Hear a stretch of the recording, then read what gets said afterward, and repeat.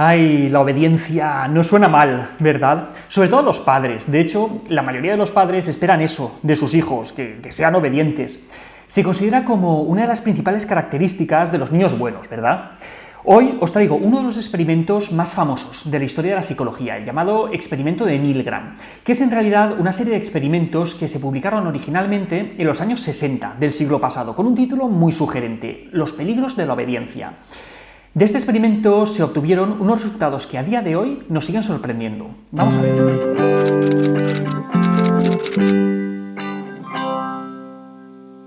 Este trabajo comenzó poco después del juicio contra Adolf Eichmann por crímenes contra la humanidad.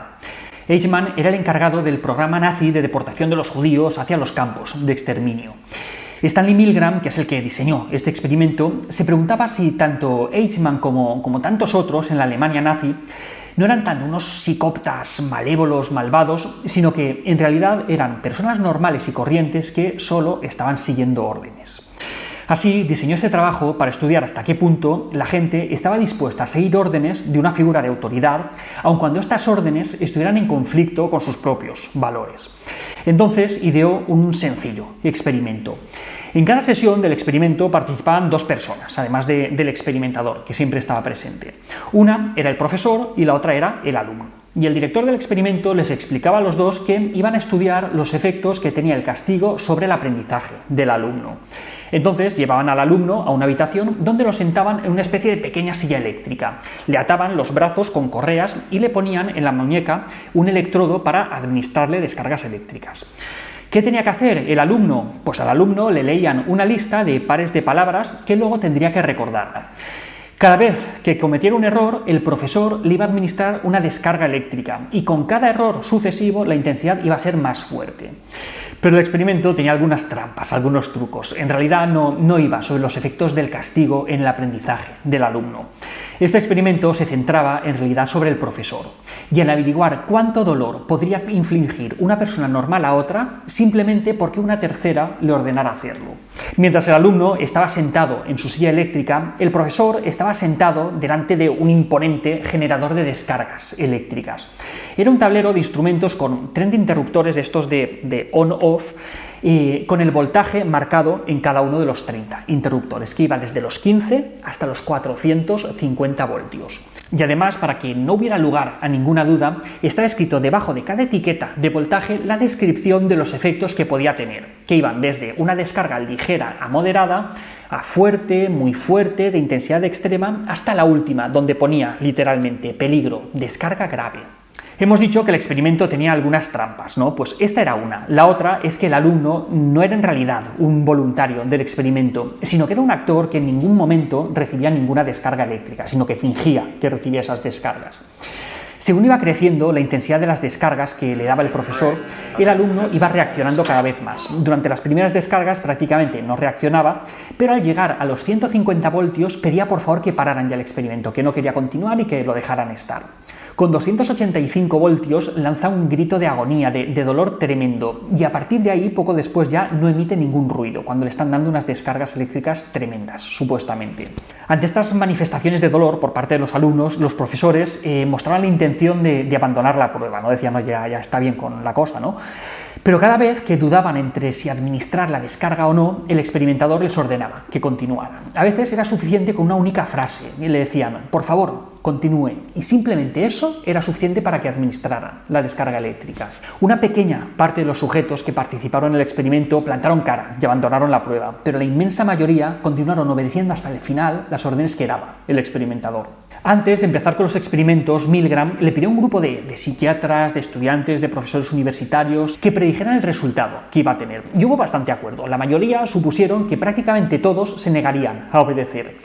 Los psiquiatras, en concreto, anticiparon que la mayoría no pasarían de los 150 voltios, que era cuando la víctima, el alumno, pedía explícitamente que le dejaran irse y que se dejaran ya de tanta broma. Esperaban que solo un 4% llegara a los 300 voltios y que solo una de cada 1000 personas llegaría a administrar la descarga máxima que permitía el tablero. ¿Pero qué pasó en realidad?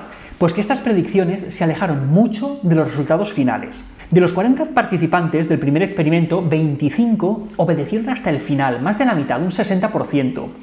Algunos argumentaron que estos resultados eran tan extremos porque los participantes eran estudiantes de Yale y eran muy agresivos, eran muy competitivos y que si eso se repetía con gente común, los resultados serían diferentes. Pues bien, entonces repitieron el experimento con otras personas. Se fueron a otra ciudad y repitieron los mismos estudios pero con gente de diferentes estratos sociales. Después lo repitieron en diversos países como Alemania, Italia, Sudáfrica, Australia, y el grado de obediencia que observaron siempre fue algo mayor del que vieron en primer lugar, es decir, estaban escandalizados con lo que habían obtenido y a cada réplica que hacían del experimento los resultados eran todavía más preocupantes. Estos resultados están de acuerdo con la tesis que defendía Hannah Arendt, que sugería que la estrategia del fiscal para pintar a Adolf Eichmann como un monstruo sádico era un error y que Eichmann era más bien un burócrata que no tenía imaginación y que se limitaba a cumplir con el trabajo que le daban desde su escritorio sin cuestionarse nada de lo que le pedían. Este planteamiento le supuso a Hannah Arendt un montón de críticas, porque la gente daba por supuesto que esas monstruosidades tenían que venir de gente verdaderamente brutal y retorcida. Pero los experimentos de Milgram le daban la razón. Y eso teniendo en cuenta que en los estudios de Milgram la autoridad del experimentador era muy débil, ya que no tenía prácticamente ninguno de los recursos de represalia que están disponibles en otras situaciones jerárquicas. En este trabajo el experimentador no amenaza ni con castigos ni ofrece ningún tipo de incentivo por causar daño a la otra persona, pero pese a esas limitaciones conseguía un grado alarmante de obediencia. ¿Y por qué? ¿Por qué actúa la gente así en este tipo de situaciones? Pues uno de los mecanismos que explicaría estos resultados es que cuando uno está obedeciendo, la persona llega a considerarse un instrumento para realizar los deseos de otra, por lo que deja de sentirse responsable de sus propios actos. Para que una persona se sienta responsable de lo que hace, tiene que sentir que es él quien decide acerca de su propia conducta y no una tercera persona. La conclusión que cita Milgram es que no se necesita una persona mala para servir en un mal sistema. La gente común se integra fácilmente en sistemas malévolos. Después de conocer estos datos, podemos entender que la obediencia no sería una virtud absoluta, sino que también es interesante que transmitamos a nuestros hijos que no siempre hay que obedecer, especialmente si no estamos de acuerdo en lo que se nos pide que hagamos. De hecho, es preferible fomentar el pensamiento crítico antes que la obediencia ciega. Y hasta aquí otra píldora de psicología, espero que os haya gustado. Si es así, no os olvidéis de compartirlo, de darle al like y de suscribiros al canal de Píldoras de Psicología en YouTube. Allí encontraréis muchos más vídeos sobre estos temas y muchos más vídeos, artículos y consejos en la página web albertosoler.es. Y no os olvidéis que ya tenéis en las librerías nuestro libro Hijos y Padres Felices, una guía para disfrutar de la crianza. Espero que os guste. La semana que viene, más píldoras. ¡Un saludo!